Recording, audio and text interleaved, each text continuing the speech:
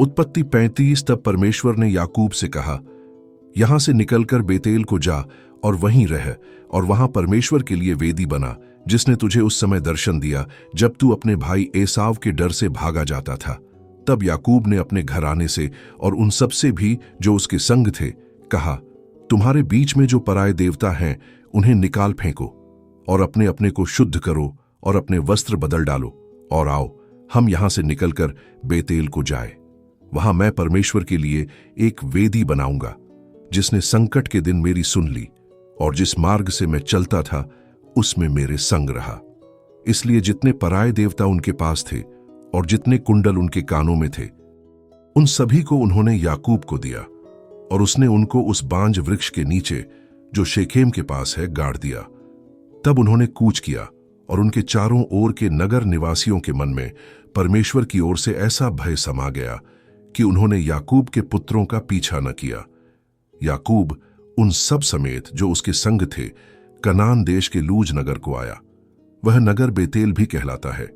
वहां उसने एक वेदी बनाई और उस स्थान का नाम एल बेतेल रखा, क्योंकि जब वह अपने भाई के डर से भागा जाता था तब परमेश्वर उस पर वहीं प्रकट हुआ था। और रिबका की दूध पिलाने हारी दाई दबोरा मर गई, और बेतेल के बांज वृक्ष के तले उसको मिट्टी दी गई, और उस बांज वृक्ष का नाम अल्लोन बक्कूत रखा गया। फिर याकूब के पद्दनराम से आने के पश्चात परमेश्वर ने दूसरी बार उसको दर्शन देकर आशीष दी, और परमेश्वर ने उससे कहा, अब तक तो तेरा नाम याकूब रहा है, पर आगे को तेरा नाम याकूब न रहेगा, तू इस्राएल कहलाएगा। इस प्रकार उसने उसका नाम इस्राएल रखा। फिर परमेश्वर ने उससे कहा, मैं सर्वशक्तिमान परमेश्वर हूं, तू फूले फले और बढ़े, और तुझसे एक जाति वरण जातियों की एक मंडली भी उत्पन्न होगी, और तेरे वंश में राजा उत्पन्न होंगे। और जो देश मैंने अब्राहम और इसहाक को दिया है वही देश तुझे देता हूं, और तेरे पीछे तेरे वंश को भी दूंगा। तब परमेश्वर उस स्थान में जहां उसने याकूब से बातें की उनके पास से ऊपर चढ़ गया। और जिस स्थान में परमेश्वर ने याकूब से बातें की वहां याकूब ने पत्थर का एक खंभा खड़ा किया और उस पर अर्घ देकर तेल डाल दिया। जहां परमेश्वर ने याकूब से बातें की उस स्थान का नाम उसने बेतेल रखा। फिर उन्होंने बेतेल से कूच किया, और एप्रात थोड़ी ही दूर रह गया था कि राहेल को बच्चा जनने की बड़ी पीड़ा उठने लगी। जब उसको बड़ी बड़ी पीड़ा उठती थी तब दाई ने उससे कहा, मत डर, अब की भी तेरे बेटा ही होगा। तब ऐसा हुआ कि वह मर गई, और प्राण निकलते निकलते उसने उस बेटे का नाम बेनोनी रखा, पर उसके पिता ने उसका नाम बिन्यामीन रखा।